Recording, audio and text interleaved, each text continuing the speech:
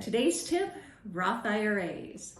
IRAs are individual retirement accounts, and as the name implies, it is meant for retirement use.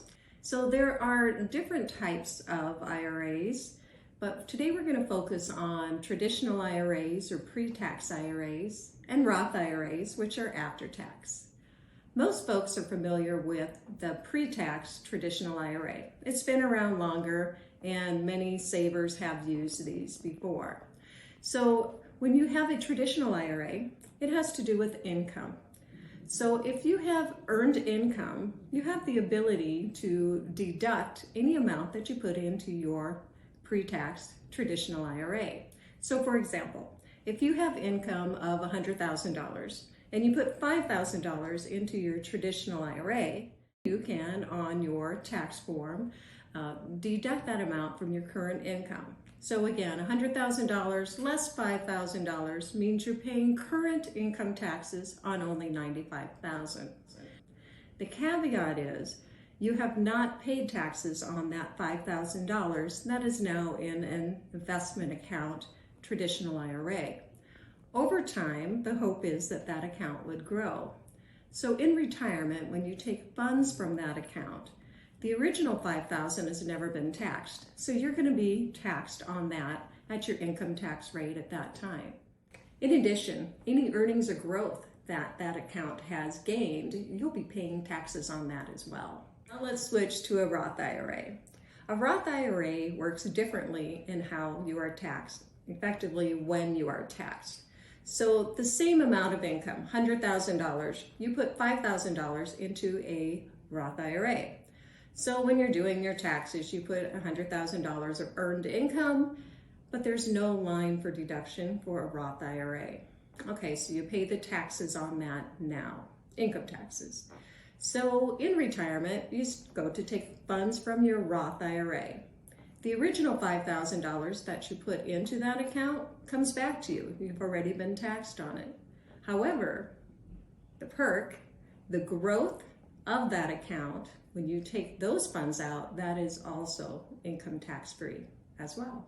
So here's a little story to help illustrate how that might work. So let's say we have two farmers and they are given the choice of when they want to pay taxes. So they're each given a bag of seed. Farmer A gets his bag of seed and he goes the traditional route.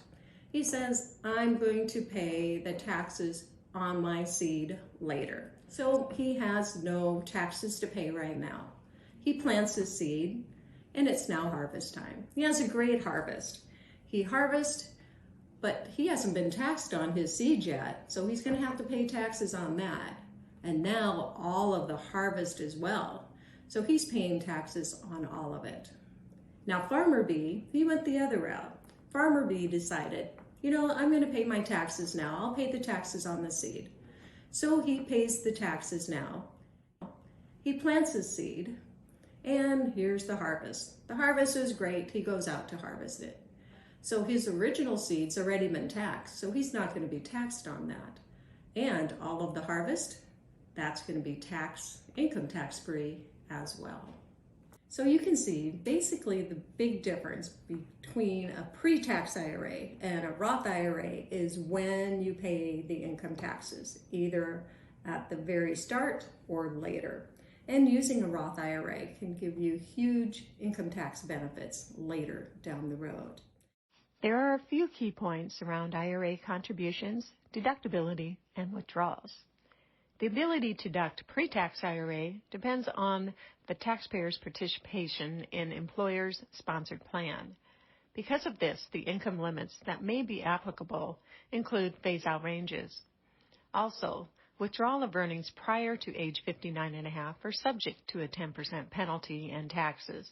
However, contributions withdrawn after age 59.5 would only be taxed. And Roth contributions are subject to income limits and based on phase-out ranges. Everyone's situation is unique and different, and some strategies work for some and not necessarily for others. Talk to your financial advisor, talk with your accountant, and see if maybe some of these strategies might work for you.